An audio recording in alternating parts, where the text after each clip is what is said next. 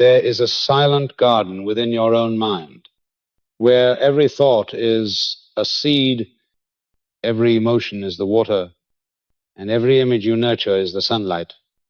Life on the outside does not arise by accident. It is only the harvest of what has already been planted in the unseen depths, and this journey, with its 16 clear parts, will lead you from the stillness of the beginning to the choosing of the right seeds, the watering through attention, the patient practice in the silent season, until at last you reap the fruits and learn the art of giving them away. This is not some distant philosophy, but a spiritual map that allows you to see, to tend, and to recreate the entire inner garden of your own soul, silent beginning and the choice of seeds.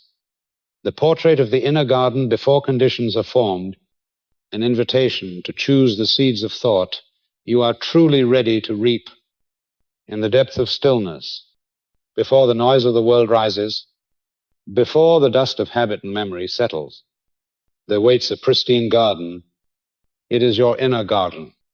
The soil there is not barren, it is alive, heavy with potential, waiting for your hand to place a seed. That soil does not compel, it does not urge, it does not judge. It simply reflects with perfect honesty the seed that is entrusted to it, and from there, a whole season begins. Everything you are living today, whether joy or sorrow, ease or burden, is the shadow of seeds once sown. You may not remember when you planted them. Perhaps they were stray thoughts in the night, a hidden fear, a lingering self-reproach, or a pure aspiration that quickly withered. But the soil does not discriminate. It receives all, it nourishes all, and in season it returns to you the outcome. Therefore, the key is not to trace back why last season's fruit was bitter, why the previous crop withered. The key is here. Now, as you stand before the pristine soil with the power to choose which seeds will be planted next, this is the decisive moment where the true authority rests in your hands. The inner garden does not require haste. It does not ask you to race with others, nor to measure yourself as late or behind. It only requires a wise choice. Ask yourself, what do you truly wish to harvest in the coming season? Some long for peace, yet sow seeds of worry each day. Some desire prosperity, yet water seeds of fear of loss. Some yearn for love, yet harbor old resentments. The harvest never betrays you. It only reflects what you have given to the soil.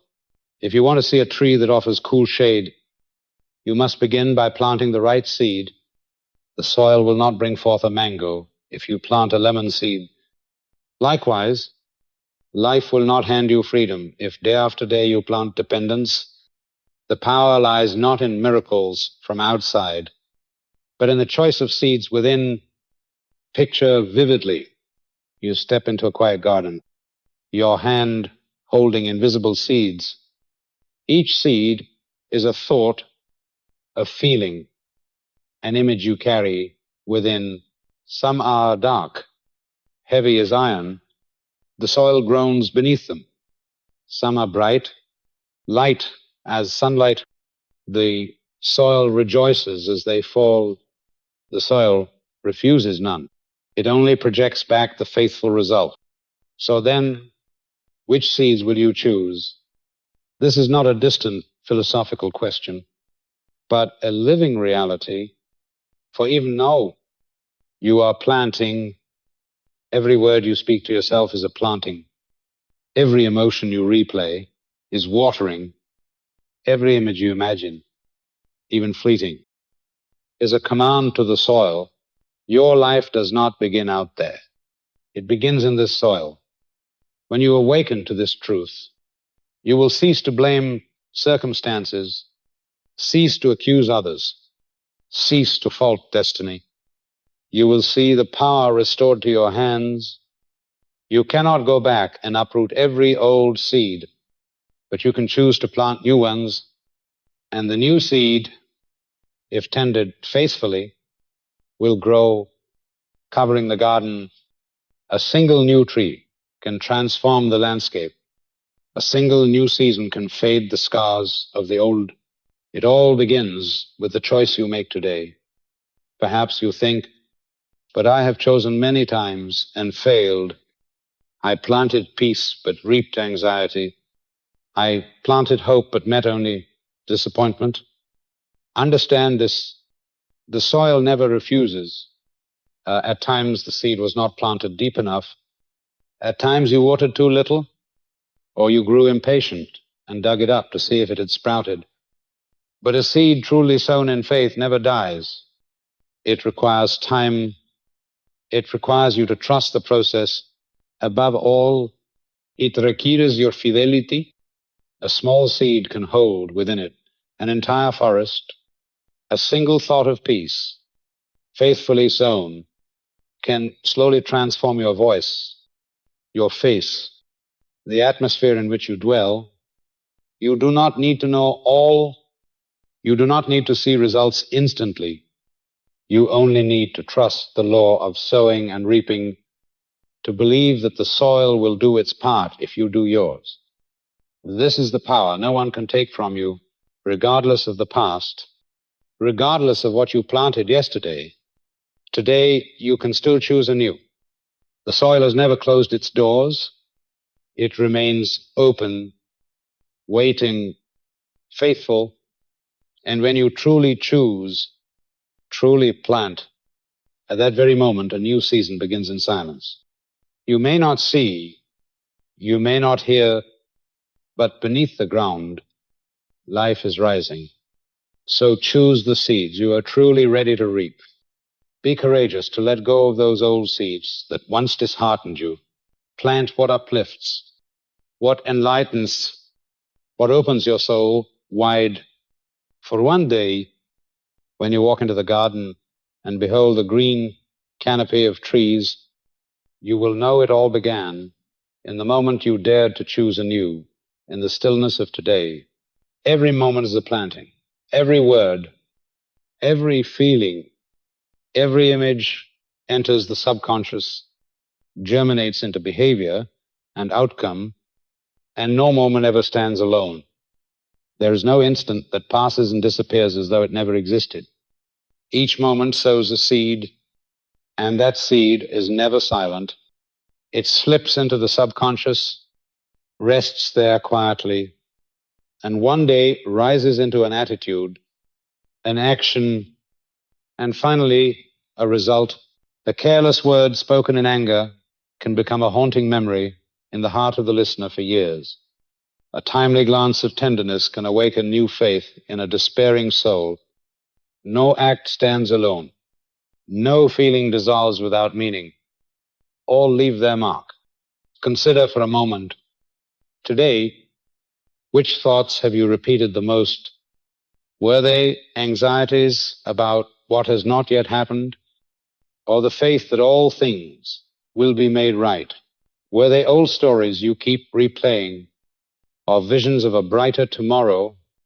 Do not belittle what you whisper to yourself when no one is listening, for the subconscious hears every syllable, every rhythm, and the soil of the spirit treasures and nourishes them. This is why you cannot say you were only joking, only thinking idly, or only imagining briefly. The seed does not distinguish between jest and seriousness. It only knows to receive the energy you give and quietly begin its work. Many lament that they do not wish to live in tension, yet every day they nurture anxiety by repeating dark scenarios. Some say they want happiness, yet within they weave countless images of failure, and so they reap exactly what they sow. No more, no less. The present moment is not merely a bridge between past and future. It is the hand you lay into the invisible garden. Each feeling, each thought you give to it is a seed falling into the soil. all resonate together, all await their day of revelation. And as you walk through life, you are not responding to random accidents. You are living within the harvest of your own sowing. Do you realize this, that even now, as you listen to these words, you too are planting?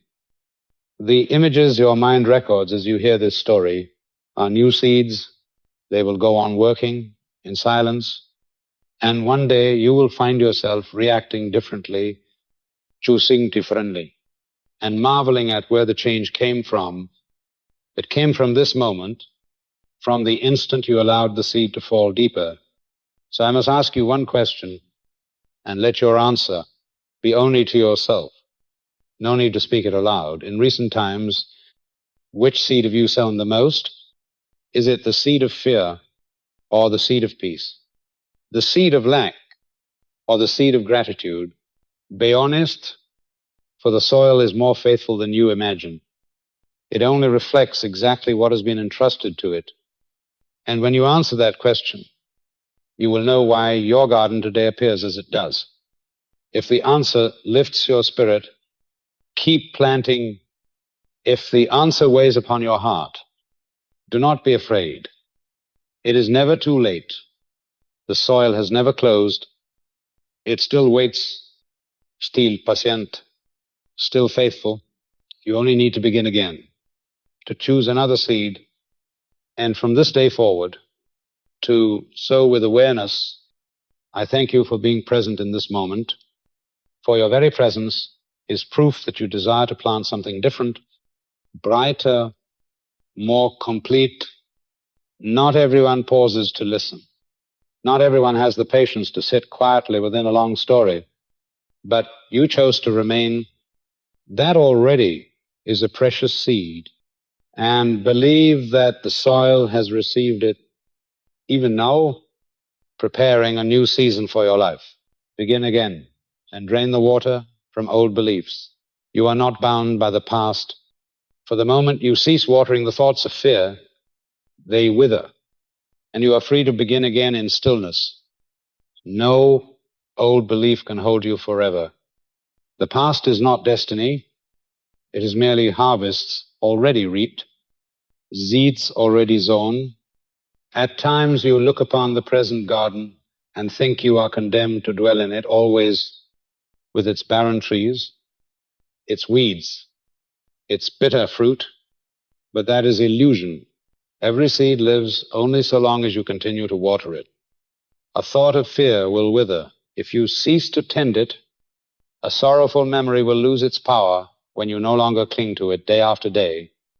Nothing can remain in the garden of the soul unless you nourish it. This is a simple truth, but few dare to believe it. You can begin again at any moment.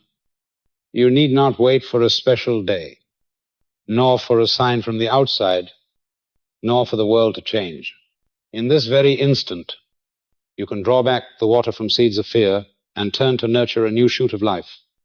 Instead of repeating the familiar thoughts that have drained you, you can sow another thought, gentle, luminous, and sustain it with faithful attention. This does not mean erasing the past, for the past has happened and cannot be altered, but you can strip it of its power by refusing to feed it. A picture becomes only a faint sketch if you cease to color it. A memory becomes but an old scrap of paper if you no longer gaze upon it. In the same way, old beliefs that once dominated you lose their strength when you turn away, withholding emotion and attention. To begin again in stillness is to return to the pristine state of the garden where the soil ever waits to receive a new seed. It is that inner space where you cease arguing, cease justifying, cease blaming, and all that remains is quiet. In that quiet, you hear clearly the whisper of the law of sowing and reaping, the invitation to choose again, to sow anew, to start aufrecht. It is in silence that true power emerges, not in clamorous effort or strained resolve, but in the resolute stillness of a will that chooses to live differently. Many imagine that change requires a miracle, a dramatic upheaval, But transformation does not begin at the summit. It begins at the root. When you stop watering the old thought, the soil dries to it, and it dies indeed. The fear you have carried for years can fade simply because you no longer feed it. It weakens, withers, and departs from the garden of your mind. Just as a weed cannot survive without care, so too negative thoughts cannot endure without your nourishment. The beauty is, you need not wage war with old beliefs. You do not need to smash them, nor argue with them in your mind. You need only cut off the stream of water flowing into them. You need only refuse to grant them your energy and attention. Then, as darkness vanishes when light arrives, those old beliefs dissolve. They cannot stand without you. To begin again does not mean denying what has been. It means choosing a new direction, a new said, a new season. Remember, each day is a new opportunity, each hour a fresh doorway. Do not wait until all is perfect. Do not imagine you must prepare more. You need only dare to plant differently. Choose a thought of peace instead of a thought of worry. Choose an image of hope instead of one of despair. Choose a feeling of gratitude instead of discontent. Each small choice is a beginning anew. The power of beginning again lies in its simplicity. It demands no elaborate condition. It requires only a decision, and that decision can only be made by you. No one else can plant the seed for you, just as no one else can reap the harvest in your place. You are the sole gardener of your inner garden. In stillness, you become its true master. When the world is noisy, you turn within and you choose again, no longer led by old habits, no longer pulled by old memories. You place a new seed in the soil. You need not announce it, nor prove it, nor seek approval. The soil requires but one thing, your faithfulness. And if you are faithful, the new seed will sprout, will grow, will spread, and will gradually overshadow the darkness that once ruled you. This is true freedom, knowing you can begin again at any moment. No past can imprison you if you cease to water it. No fear can endure if you refuse to believe in it. No seed can survive without your care. And in turn, every seed you faithfully tend will blossom, will bear fruit, will become the harvest that sustains you. So choose today, in this very moment, draw the water away from those old beliefs that have exhausted you. Begin again with a new seed, in stillness, in peace, in gentle resolve. Give your garden a different life. And when you do, you have changed your future. No need to wait for tomorrow. No need to long for a miracle. For in this moment, you have already stepped into a new season. The law of mental equivalence, what you hold in mind with feeling and repetition becomes its corresponding experience, for the outer world can never exceed the structure of the inner world. The law of mental equivalence is one of the immutable and most precise laws of life. It declares that whatever you consistently hold in your mind with emotion will inevitably become the corresponding experience in your outer world. Reality cannot rise above the structure of your inner state, just as a river cannot flow higher than its source. The outer is nothing but a faithful mirror reflecting what you have nurtured within. You may long for peace, but if your daily thoughts are of tension and struggle, peace can find no dwelling place. You may pray for prosperity, but if your inner framework is still built upon fear and lack, then life can only return that exact pattern, not because you are unlucky, not because someone has withheld it from you, but because this law operates with absolute justice. This law does not show favoritism, cannot be bribed, and never sleeps.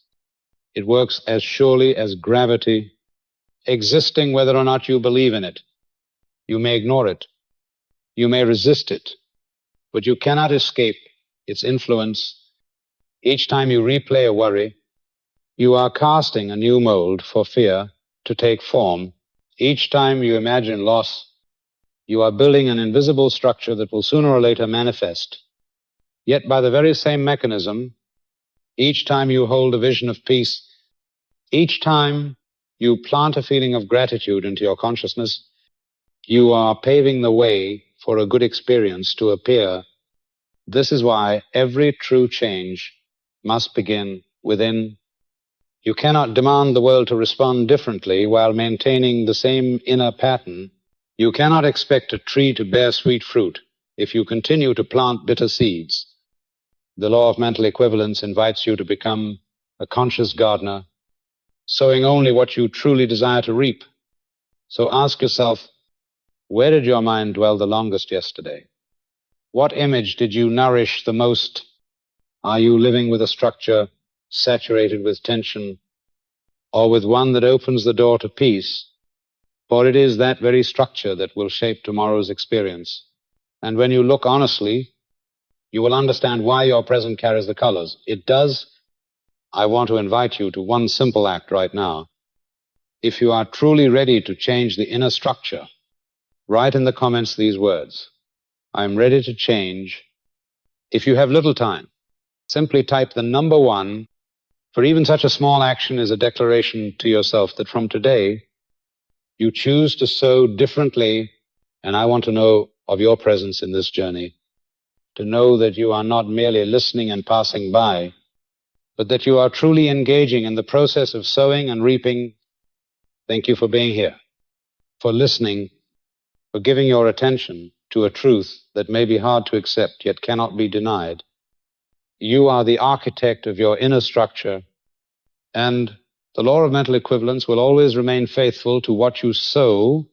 Therefore, choose carefully, sow consciously, and remember that every moment you hold a radiant thought in your heart, you are rewriting the entire harvest of your future.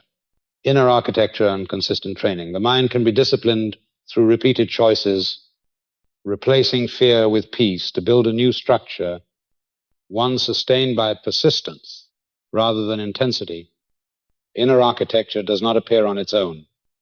It is built with the bricks of repeated choices. Every thought you allow to remain, every emotion you permit to grow, every image you secretly nurture is a brick in that structure. And like any building, if the foundation is weak, if the material is poor, then the spiritual house cannot stand against storms. But if the foundation is deep, if the material is strong, then no upheaval can cause it to collapse. The mind is not a wild beast beyond control. It can be trained, yet the essence lies in consistency, not intensity. A brief burst of excitement cannot change the foundation, but steady, quiet repetition engraves itself into the subconscious. As with exercise, it is not one heavy session that makes you strong, but the persistence of day after day. In spiritual life, strength is not measured by emotional highs, but by the steady rhythm of right choices. When fear appears, you need not wrestle with it. You only need to replace it with a thought of peace. Repeat it again and again. At first, it may feel false, as though you are deceiving yourself, but each time you patiently return to peace, you are laying another brick in the new structure. Layer upon layer, it will form a strong frame until one day you look back and realize you no longer tremble before what once brought you down.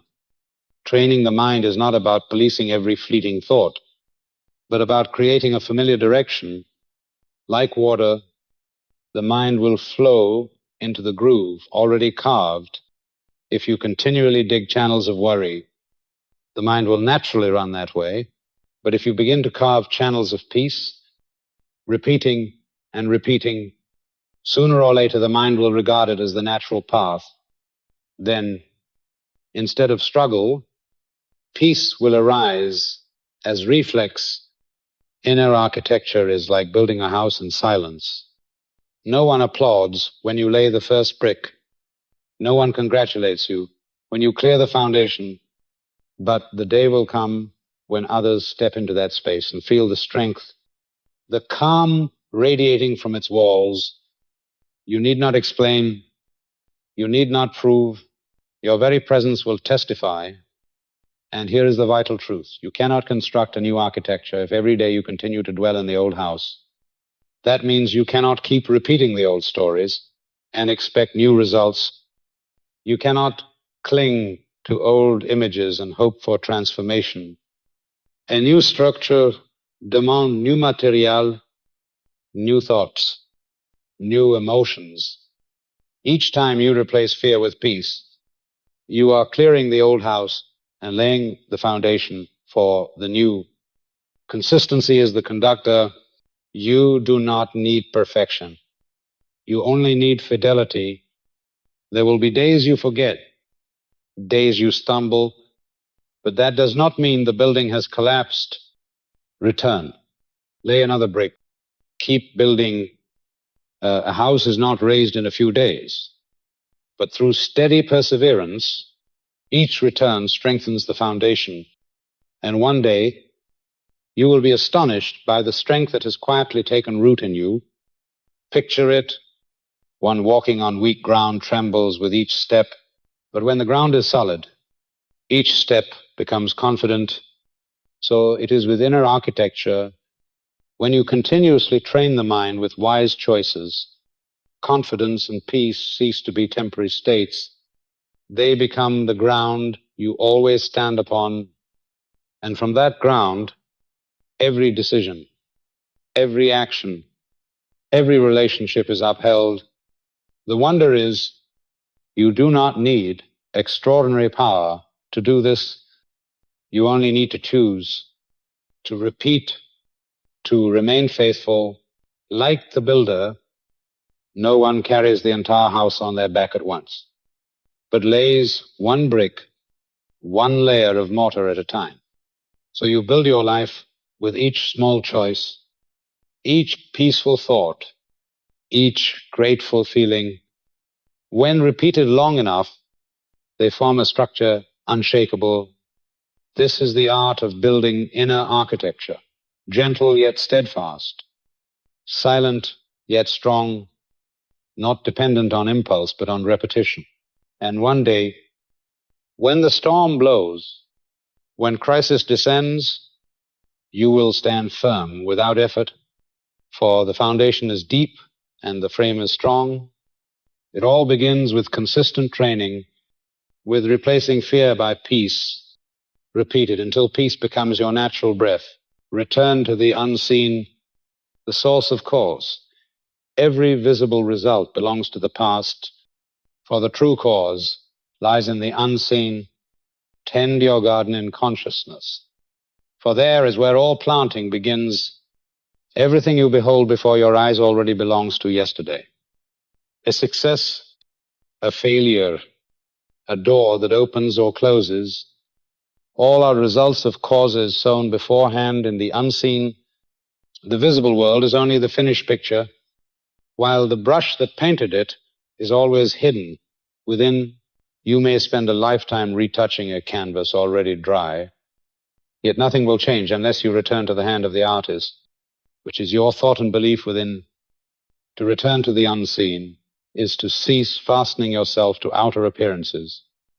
You see lack and conclude that you are poor, yet poverty is not the cause, only the effect.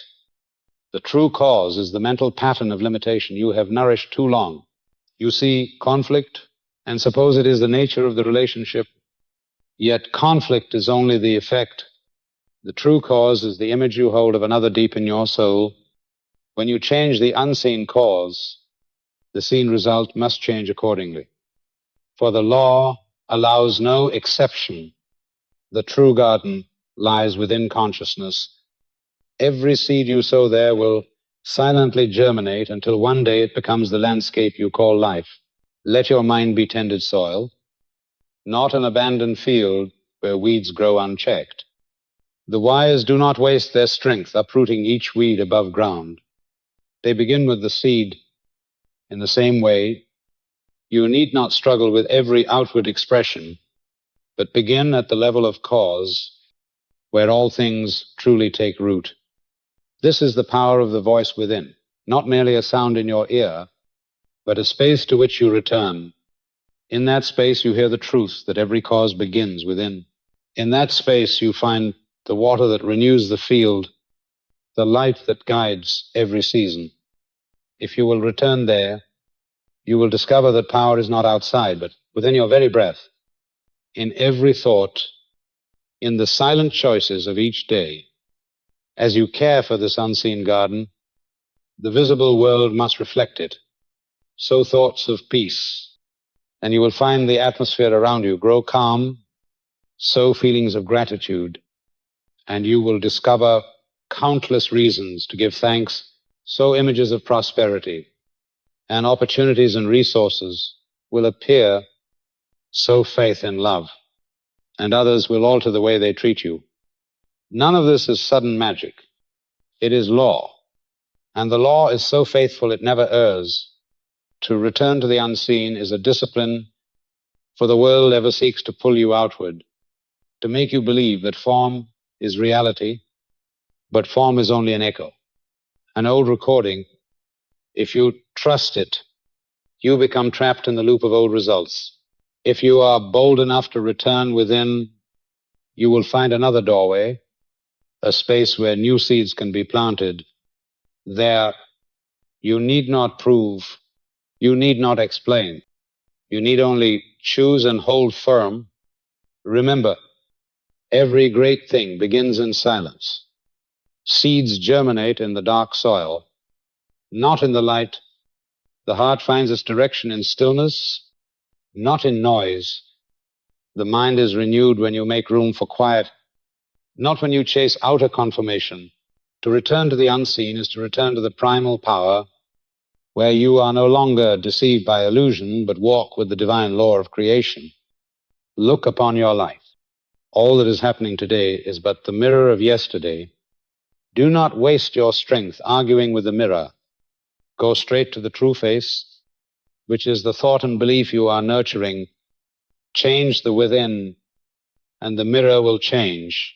Sow a new seed in the unseen, and time will do its work until one day you step forth and see a transformed landscape. To return to the unseen is not to escape, but to return to where real power abides. It is the act of one who knows that cause does not lie in the storm, but in the root. Such a one tends the root, and no wind can uproot them. Such a one sows in silence, and the fruit comes in order. Such a one chooses the inner path, and the outer must reflect a new world. This is the invitation to you. Return to the unseen garden, where every cause begins, for only there will you find true freedom, the freedom to sow, the freedom to tend, and the freedom to reap a new season. Breaking the addiction to evidence and practicing scientific prayer. Release the demand for instant signs and practice prayer as an alignment of vibration with divine order, not as begging, but as cooperating with law. Human beings often carry a stubborn habit, the habit of demanding evidence immediately. When we plant a new thought, we want to see results at once. When we pray, we crave a sign to prove we have been heard. Yet the spiritual law does not move according to impatient emotion. It operates according to immutable principle. Just as a seed requires its season, so too does an idea need time to root and blossom.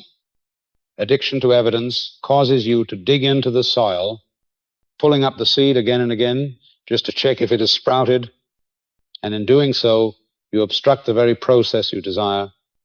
This is why Emmet Fox called scientific prayer the art of alignment.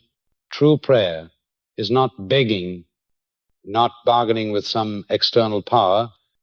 It is the synchronizing of your vibration with the divine order already present in the universe in scientific prayer. You do not ask for reality to twist into something unnatural. You simply bring your consciousness back into harmony with the principle that is already perfect, already whole. That very alignment alters outward conditions because inwardly you have changed. Imagine a musical instrument out of tune. No matter how beautiful the song you attempt, the sound will grate because the strings are not aligned. Scientific prayer is the act of tuning the instrument of the mind until each thought and each feeling harmonizes with the true melody of law. Once harmony is established, you need not force conditions, for the music will play itself correctly. The most essential aspect of scientific prayer is surrendering the demand for immediate proof. When you trust that the seed is already sown and the soil will faithfully nurture it, you no longer stare into the ground each day. The law has received it. The process has begun.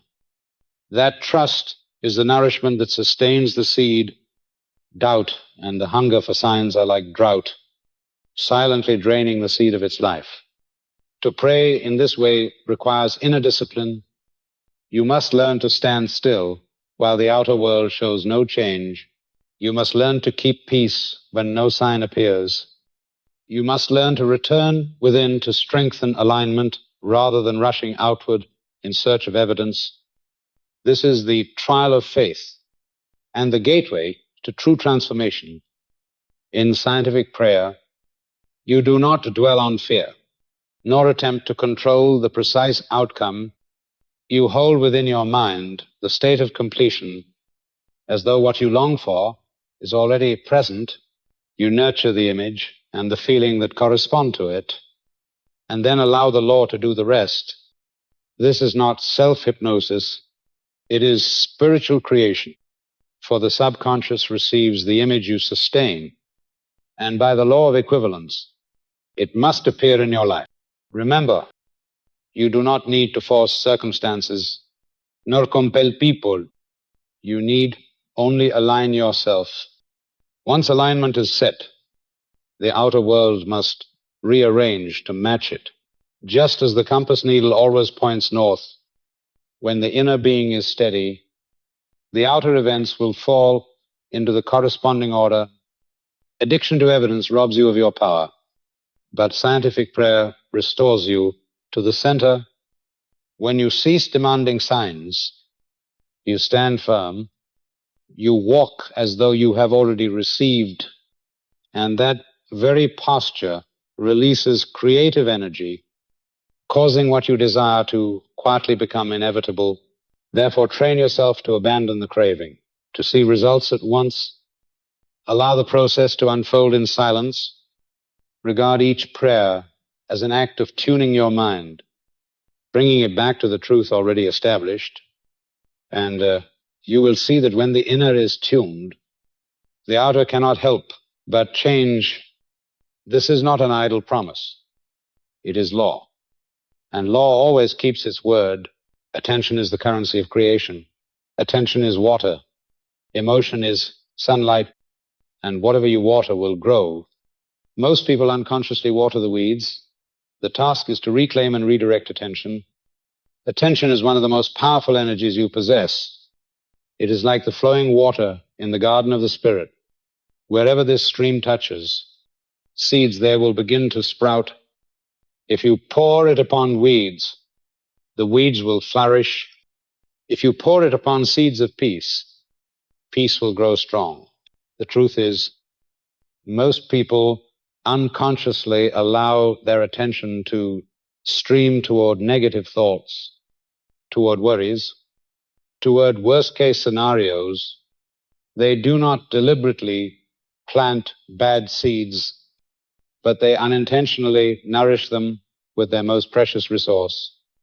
Every time you brood upon a problem, you are granting it the stream of attention. Every time you replay an old story in your mind, you are watering it with your life force. And when you mix emotion into it, Like sunlight, the seed is given double strength. Nothing is harmless in the inner world. Every thought is a seed, and your attention is the choice of which seed will live and which will die. Picture this. A person wakes in the morning and immediately checks their phone, scrolling through anxious news, endless comparisons on social media. In the very first minutes of the day, they have watered weeds. When they step out, they continue to complain about traffic, about work, about injustice. By midday, their mental garden is overrun with weeds, and by evening they wonder why they feel exhausted, discouraged, and lost. The answer is simple. They squandered the stream of attention, letting it flow unconsciously.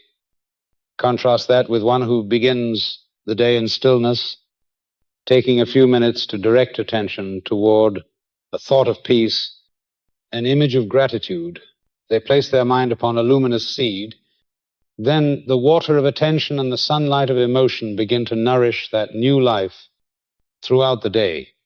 Even when difficulties arise, they return to the chosen image, and when evening comes, their garden is green and alive, offering them quiet strength. This is not coincidence. It is the inevitable consequence of using attention with intention. Attention is truly a creative currency. Wherever you invest it, there you will reap. The difference is that you cannot stop spending it. Whether you wish to or not, you are always attending to something. The question is never if you give attention, but to what. Are you feeding seeds that lift you or seeds that drag you down? To reclaim attention, you must first recognize its dispersal. Each time your mind drifts into worry, pause. Do not scold yourself. Simply redirect the stream. Each time you find yourself caught in comparison or anger, recognize that you are watering weeds. In that moment, you hold the power of choice. You may let it continue, or you may draw back the water and pour it onto another seed. The wonder is, you need not fight to rip out weeds. You need only stop watering them. When the water is withdrawn, they wither on their own. Meanwhile, if you patiently water new seeds, they will rise higher, spreading until the weeds have no space left. Your fidelity in directing attention will determine the landscape in which you live. This discipline is not easy, but it is certain. You cannot control every outer circumstance, but you can always control where your attention dwells. And wherever it dwells, that will become your experience. You desire peace, then water the seed of peace. You desire abundance, then water the seed of abundance. You desire love, then water the seed of love. All begins with how you use attention each day. Your garden is not determined by the outer world, but by the water and sunlight you give it. Attention is the water, emotion is the sunlight. Together they form a creative force that cannot be denied. And when you learn to reclaim, to focus, and to direct them toward noble seeds, you will witness transformation not only in your mind, but in your entire life. This power is always in your hands, waiting only for you to choose where to pour the daily mental diet.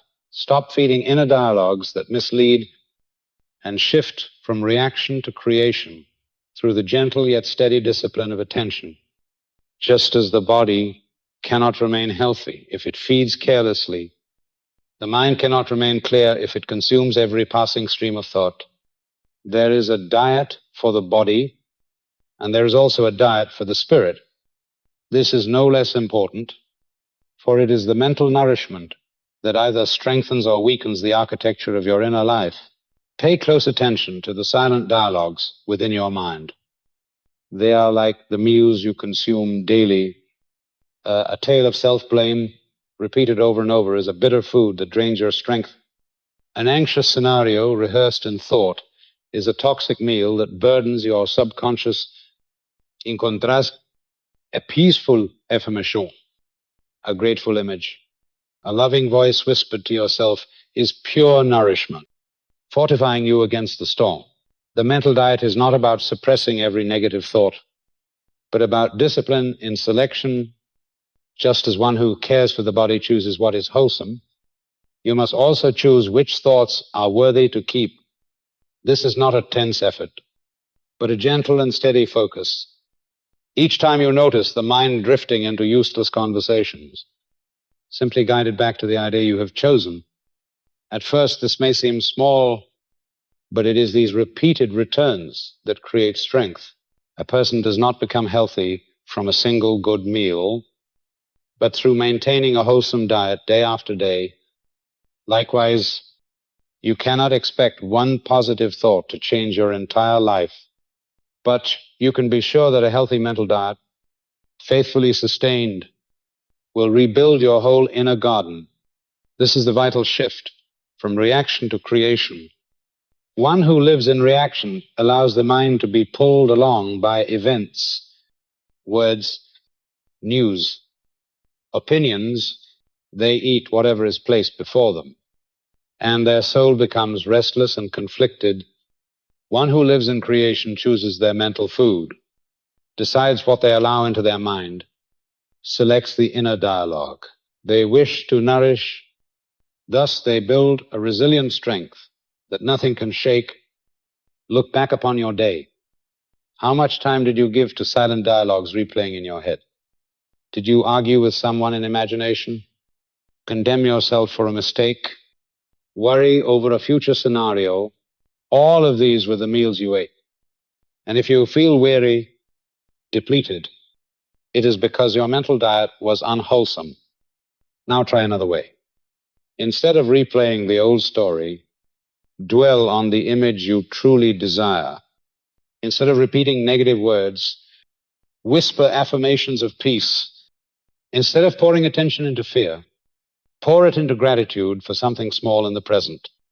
This is how you change your mental diet. Not by force, not suddenly, but by consistency. A healthy mental diet not only brings peace, it creates a new field of energy that attracts opportunities, people, and circumstances in harmony with it. When within you are filled with wise thoughts, you no longer crave the cheap food of worry and judgment. You will feel light as you refuse useless dialogues, knowing you are guarding your most precious garden. Think of your attention as the spoon with which you feed your soul. Each time you let it slip into old conversations, you are feeding yourself poison. Each time you direct it toward a thought of peace, you are nourishing your soul with wholesome food. And if you repeat this long enough, the habit becomes natural. The palate of the mind will have changed. The daily mental diet is the foundation for building inner strength. It does not require anything grand, only that you become conscious in your choosing, and when you choose rightly, day after day, your entire life will shift, not by sudden flashes, but by the quiet certainty of a river altering its course. And one day you will realize you are no longer living in reaction, but living in creation, spiritual discernment, and testing the fruit of ideas. Not every idea deserves to be planted, for truth leaves stability, clarity, and empowerment, never anxiety or dependence. Not every idea is worthy of being sown in the garden of your mind. The mind is fertile soil, and any seed that falls into it has the chance to take root. Yet a wise gardener does not plant everything he finds. He observes, weighs, and discerns which seeds carry life and which only drown the ground. In the same way, you must learn spiritual discernment, for not every thought arises from truth. Some ideas sound appealing, glittering on the surface, yet when held in the heart, they leave unrest. Some appear harmless, yet secretly bind you, sap your strength, and weary your spirit. Truth is different. The mark of truth is not a fleeting thrill, but a steady strength within. Truth does not enslave, it restores freedom. Truth does not create more worry, it opens clarity. If an idea sown in your mind makes you more peaceful, more lucid, more empowered, then it is a seed worthy of keeping and nourishing. If an idea only leaves you anxious, confused, or afraid, then it does not deserve the water of your attention. Spiritual discernment is the art of testing the fruit of an idea. You need not rush to believe every word you hear, nor hastily plant everything that comes your way. Pause and ask, if I nurture this thought, what fruit will it bear? Will it bring peace or unrest? Will it make me grow or shrink? This is a test both simple and profound, and if you're honest with yourself, you will always know the answer. In a world full of noise, you need discernment more than ever. Each day, thousands of messages, ideas, and suggestions stream into your mind. Not all are false, but not all are right for you. The measure is not their popularity or clever wording, but the fruit they leave in your soul. A true idea will make you feel light, free, and strong. A false idea will leave you unsettled, even if at first it excites you. This is the time to return to the inner stillness, where the echo of truth always waits. This is the power of the voice within, not merely a sound you hear, but a space you return to. It is not just a voice, but a sanctuary you can enter whenever you need clarity. There, you will perceive which ideas truly nourish and which are only polished shells. And once you have learned to listen to that voice, you will no longer be easily swayed by every promise or every fear. Spiritual discernment does not mean distrusting everything. It means choosing carefully, keeping your mind as clean as a well-tended garden. A gardener must cut away the withered branches, just as you must courageously reject ideas that bear no good fruit. Your strength lies not in hoarding seeds, but in cultivating the right ones. When you form the habit of testing the fruit of ideas, your life will gradually change. You will be less shaken, less misled. You will gain deeper peace, for you will be feeding only what truly feeds you. And in that, you will grow, not by gathering more information, but by standing firm in clarity and truth. This is the path to becoming a true spiritual gardener, one who does not let every seed take root, but patiently selects, nourishes, and protects what is worthy.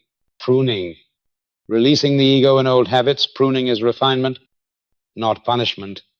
It is the cutting away of expired beliefs and outdated roles so that life may flow to where it is truly needed. Pruning is an essential part of spiritual life, just as it is in nature. No garden can remain healthy without care, without removing the dry branches, the limbs that no longer carry life. Yet many mistake letting go for punishment, believing that when something is lost, something has been taken away.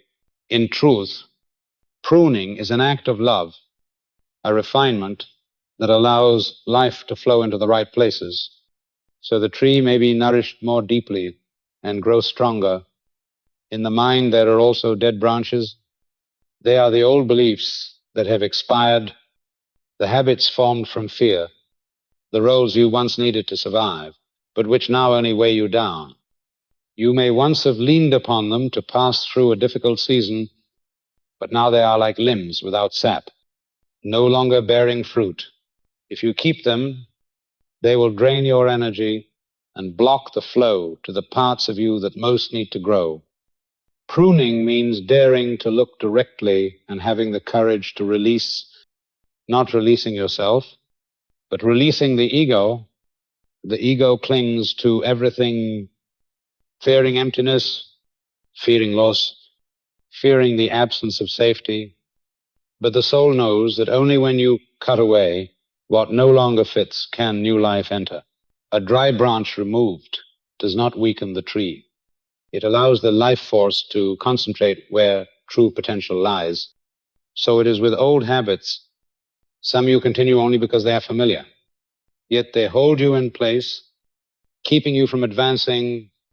A pattern of self-blame, a repeated reaction to hardship, a cycle of fear, all our old branches needing to be pruned. The act of pruning here is not done with violence, but with clarity. You see clearly that they have expired, that they no longer nourish you, and you let them go. Observe the gardener. When he cuts a branch, he does not do so in anger, nor with hatred. He cuts because he knows the tree deserves health, deserves space to grow. Likewise, when you release an old belief, you need not blame yourself for once holding it. You need only thank it for having served you, and then gently lay it aside. That is how life continues to move forward. Releasing the ego is also releasing roles that are no longer needed. Perhaps you once played the victim to receive sympathy. Perhaps you once wore a mask of false strength to hide your fragility. Perhaps you once lived by the definitions of others to gain approval.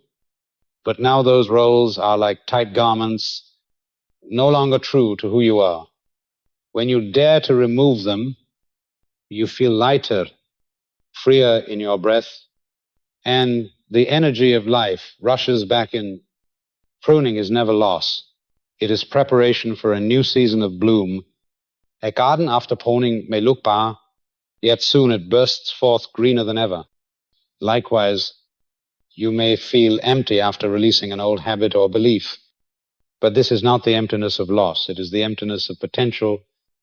In that space, the new will take root. If you are afraid, remember that life always flows. You cannot stop it, but you can direct it. When you cling to dead branches, life cannot circulate, and you feel blocked. When you cut them away, life flows freely to the parts longing to grow, and you feel the surge of renewal. Pruning, in the end, is a discipline of love. It requires firmness, but also gentleness.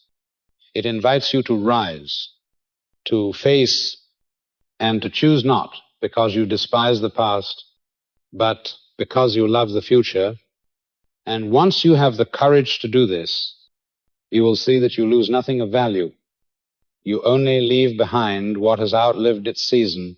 What truly belongs to you, what is truly alive, will remain, will bloom, and will bear abundant fruit. Holy imagination. Imagination is the sacred workshop where the right images, repeated with feeling and persistence, shape behavior, identity, and reality itself. Imagination is the holy workshop where every image is first cast into a mold before it enters the realm of form.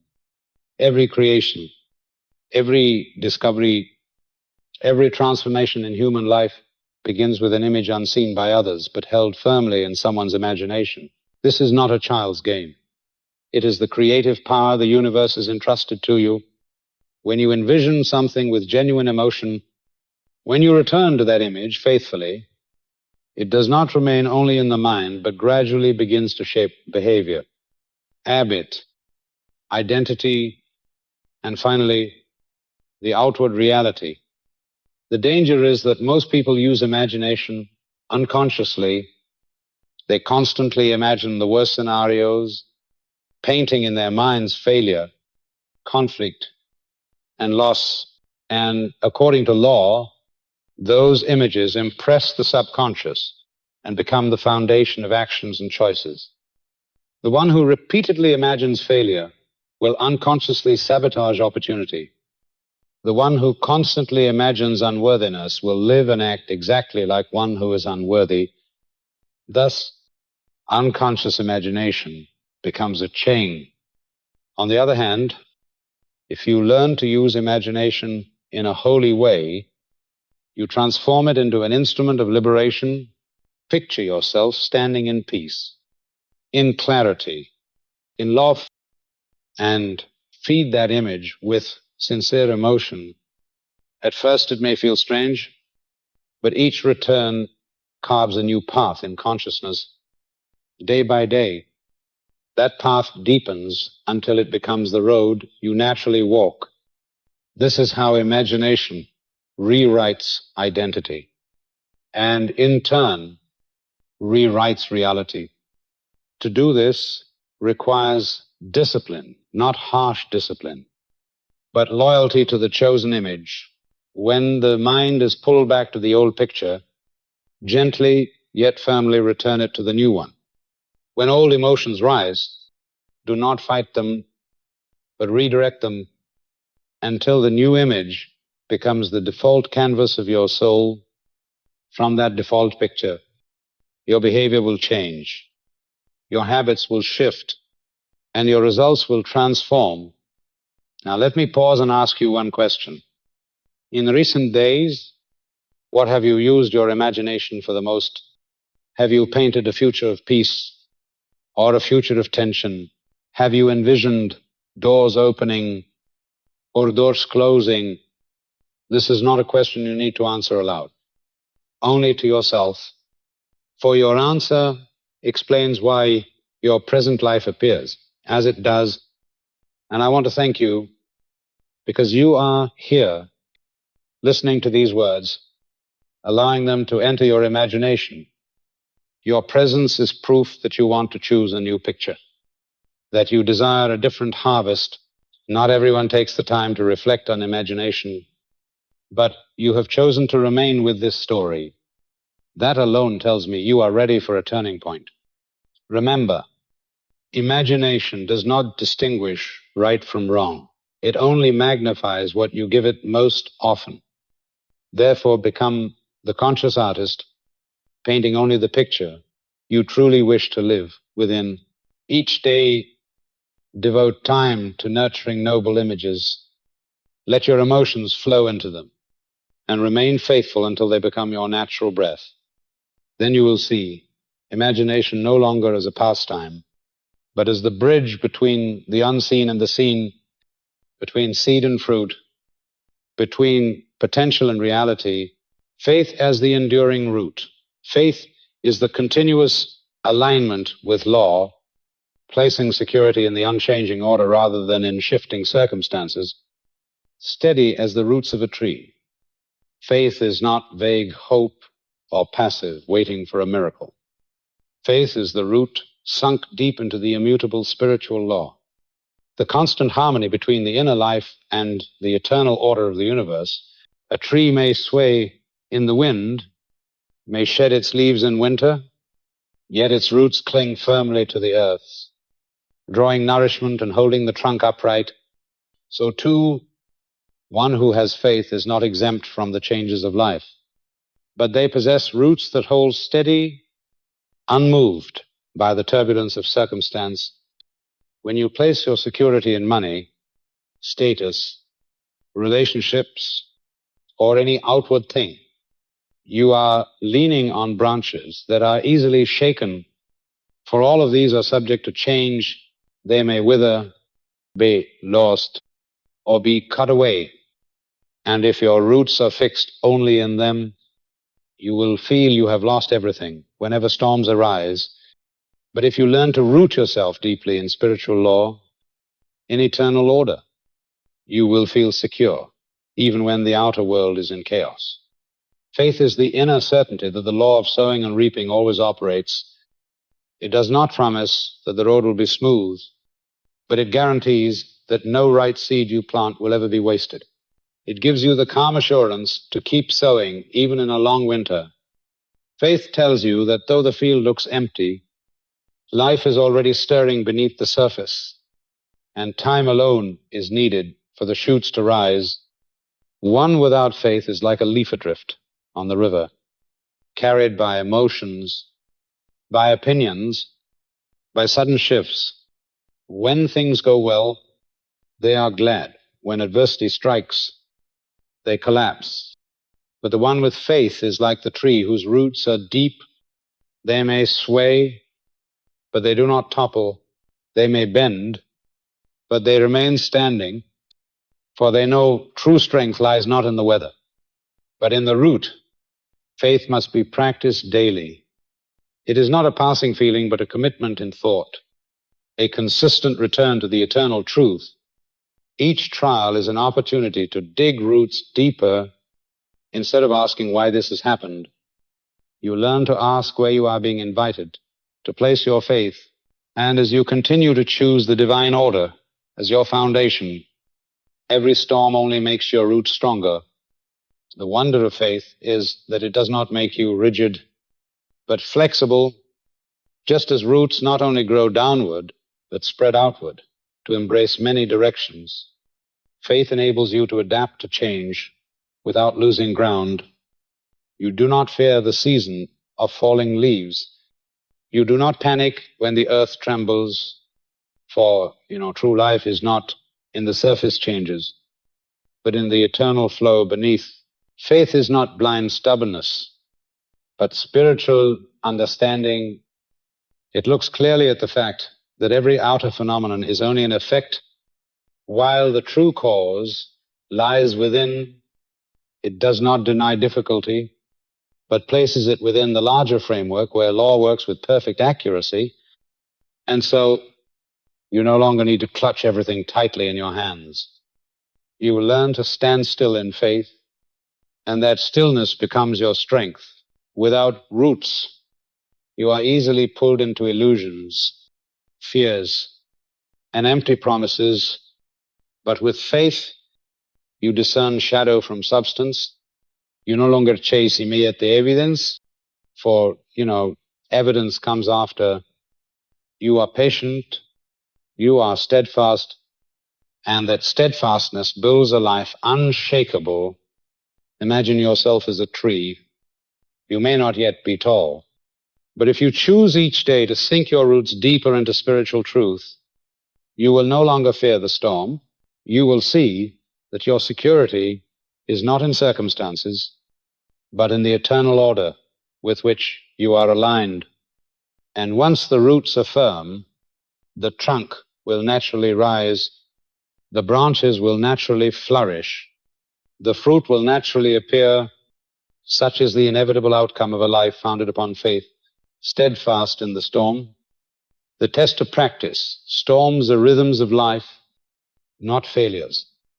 They call you back to the roots you have planted, turning theory into experience and peace into reflex. Storms are a natural part of living. No garden knows only sunlight forever. Just as no human passes through life untouched by wind and rain, what matters is how you see the storm. One who does not understand will see it as failure, as proof that they have strayed, but one whose roots are planted in faith knows the storm is but the rhythm of life, the opportunity to test whether the seeds they have planted have truly taken root. When storms rise, all theory becomes meaningless unless it has been lived. You may read countless books, hear endless sermons, memorize affirmations, but only in the storm do you learn what is truly rooted and what remains mere memory. Only when the wind shakes and the rain beats do you see which seeds are alive and which lie dormant in words alone. The storm is the test of practice, the measure of the inner architecture you have built. Many, when they see the storm, rush to declare the law broken, to uproot their seed and say it has failed. But the seed has not died. It has simply not been given time. Storms do not kill the seed. They test the root. If the root is deep, the tree stands. If the root is shallow, the tree is swept away. This is not punishment, but natural law, the very process by which growth becomes real. To stand firm in the storm does not mean you do not tremble, but that even trembling you return to the root. You need not pretend to be strong, nor renew your feelings. You need only remember what you have planted and return to it. If you have sown peace, return to peace. If you have sown gratitude, return to gratitude. If you have sown faith, return to faith. The storm may shake you for a time, but the root will hold you upright. This is the power of the voice within, not just a voice you hear, but a space to which you return. In the storm, that voice is your shelter. It does not shout above the wind. It whispers in silence. It reminds you that all outward turmoil is fleeting, while true strength lies deep within. There you find a peace no storm can steal, a place of stability. No force can shake. Storms may take things from you, but they cannot take the root if you have set it deep. And sometimes loss itself lightens you, teaching you that you need not carry everything. Storms may leave you weary, but when you return to the root, you find renewal, for the source of life is still there. As the tree is fresh and green after rain, so too you emerge from storms stronger, deeper. The storm carries another lesson. It reveals which beliefs are true and which are false. Ideas repeated only by the lips quickly vanish in the tempest. Only what has become inner reflex remains, and this is the purpose of practice, to turn theory into reflex, words into breath, so that when storms come, peace is no longer a choice, you must remember, but a natural response. Spiritual maturity does not come from sunny days, but from how you stand in storms. The more you return to the root in times of trial, the more deeply you impress upon your soul that divine order remains, and over time you will fear storms less, knowing they are part of the cycle, and that after each one, the garden grows taller. To be steadfast in the storm does not mean you are free from challenge, but that challenge no longer defines you. You no longer say, I am the victim of circumstance, but I am the root, and the root does not fall. It only drives deeper. This is true freedom, freedom not tied to weather, but anchored in eternal order. So when storms rise, do not call them failure. See them as invitations to return to what you have planted. Let them become the moments when theory becomes experience, when peace becomes reflex, and you will discover that storms do not weaken you. They are the very places where you find strength you never knew you had, mirroring through the fruit to correct the root, and patience in the silent season. Results are mirrors, not judges. The task is to correct from the root rather than the fruit, to accept the empty space of restructuring, and to endure with patience. The outcomes of life are not given to condemn you, but to reflect you, just as the fruit on the tree does not decide its own shape, but only reveals the truth of the root, the soil, and the hidden flow of sap. So everything you see outwardly is only the mirror of the inner state. This is a liberating principle, for if the fruit is only effect, then instead of exhausting yourself trying to fix the fruit, you can return to the root and correct the cause. Many remain trapped in trying to control appearances. They fret because the fruit is not perfect, grow angry because the harvest is small, or attempt to paint over the fruit or attach something artificial to disguise it. But results never change that way. If the root is weak, the fruit will still be deformed. If the roots are shallow, the harvest will still wither. The law is clear. The fruit cannot exceed the root. Therefore, rather than judging yourself by the results you see today, use them as a mirror to discover what in the root must be adjusted. This requires courage, for no one likes to face their imperfect fruit. But the mirror is not your enemy. It does not despise you. It only reflects. And reflection is opportunity. If you find tension in your life, It is not destiny, but a sign that anxiety in the root must be replaced. If you see lack surrounding you, it is a signal that the root is drinking from beliefs of limitation. If your relationships are filled with conflict, it is a reminder that the root must be nourished with forgiveness and love. Correction at the root never happens instantly.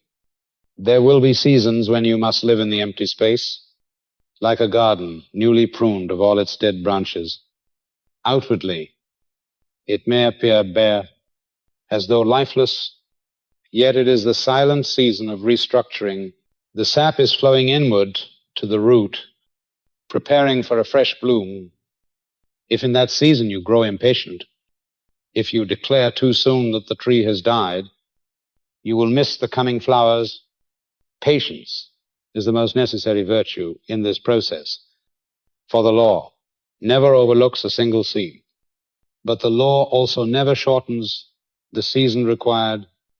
The roots must strengthen before the fruit can endure. If the fruit comes before the roots are deep, it will only break the tree. Delay is not always punishment, but protection. It grants you time to build a foundation so that when fruit appears, you may bear it without collapse. Train yourself to see every outcome in life with the eyes of a spiritual gardener. Do not blame the fruit, tend the root. Do not condemn yourself for what is not yet as you wish. See it as a signal to refine the seed and the way you nurture it. And when you enter silent seasons, when nothing appears outwardly, remember that beneath the soil, life is still at work. Patience in the silent season does not mean doing nothing, but remaining faithful in watering the seed you have chosen. Keep nourishing it with attention and feeling. Keep anchoring your roots in faith, even when nothing changes above ground. That patience is not wasted. It is the vital nutrient that turns seed into tree and tree into fruit.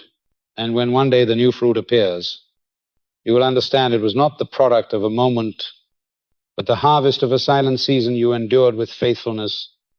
It was in that silence that you learned to depend not on appearances, but on the root. It was in that patience that you built a strength no storm could take away. And looking back, you will know that every fruit of your life, whether misshapen or whole, has taught you how to nourish the root so that today you stand steadier and more mature than ever before, guarding the tree, harvesting with humility, circulating by giving, and concluding in silence. Sustain daily practice. Receive the harvest as the natural fullness of the cycle. Share the fruit as nourishment for life, and return to silence as the soil for a new beginning. Guarding the tree is the quiet yet steadfast work of the spiritual gardener. For even when the tree has grown and fruit begins to appear, the danger of neglect is always near. Old habits may return, distraction may creep in, the noise of the world may drown the inner stillness. Thus, guarding the tree is not done in fear of loss, but in gentle faithfulness. Each day you set aside a moment to water it with attention, to examine it with truth, to prune away negative shoots while they are still small. This is how you keep the garden of the soul alive, ensuring it never becomes barren. Harvest, too, is an art. When the fruit ripens, you receive it not with pride, but with humility. The harvest is never a trophy for boasting, but evidence that the law has worked, that the seed you planted has been faithfully nurtured. A wise one does not cling to the fruit in self-congratulation, but regards it as the natural fullness of the cycle. As morning follows night, as spring follows winter, harvest is joy, yet not the joy of possession, but of witnessing life fulfilled. And then comes the moment of sharing the fruit. A tree does not eat its own fruit. It is always given for nourishment beyond itself. You have been sustained by new ideas, fresh images, and living beliefs, and now your very presence becomes nourishment to others. You need not preach. You need not prove. You need only allow your life to radiate naturally, to give without effort. Others will sense the peace in your step, the clarity in your words, the generosity in your giving. In that moment, the fruit becomes seed sown into distant gardens, beginning a new cycle without end. Giving is not loss. It is the way life sustains itself, as the river stays pure only as it flows, as the air remains fresh only by circulation. So too must spiritual fruit be shared to carry its true meaning. Each encouragement you give, each kindness you sow, is part of the harvest you share, and in giving, you do not become poorer, you become richer. For the current of life flows through you with even greater clarity. Finally, after all cycles of sowing and reaping, you are invited to return into silence, silence like the soil resting after the season, preparing for the next seed, silence not as emptiness, but as fullness settled deep. There, you release every effort. You release even pride. You release the cares of tomorrow. What remains is pure presence, the knowing that you are not the controller, but the co-worker with divine law. To end in silence is the seal of a journey well lived. You need no fireworks, no applause. You need only to feel that life within you is circulating naturally, that you have sown and reaped, given and received, learned and released. From that silence, a new cycle awaits, new seeds ready to be sown, and you, like soil at rest, become again the beginning of a fresh season, richer, deeper, and more abundant. This is the secret of the spiritual path, not rushing after achievements, but patiently guarding the tree, humbly receiving the fruit, generously sharing with the world, and serenely concluding in silence, for it is in silence that you hear the deepest voice of life, the voice without words yet unmistakable, telling you that you have always been and always will be in the eternal cycle of sowing and reaping, of giving and receiving, of beginning and ending, all moving in unchanging harmony. You are not the victim of circumstance.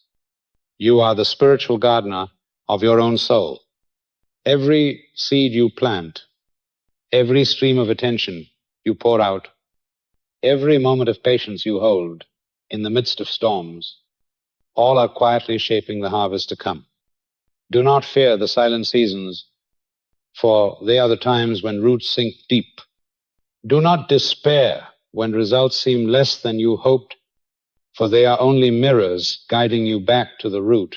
And when you learn to guard the tree, to receive the fruit with humility, and to share it as nourishment for life, you will enter a new cycle where peace is no longer something to be sought, but becomes your natural reflex.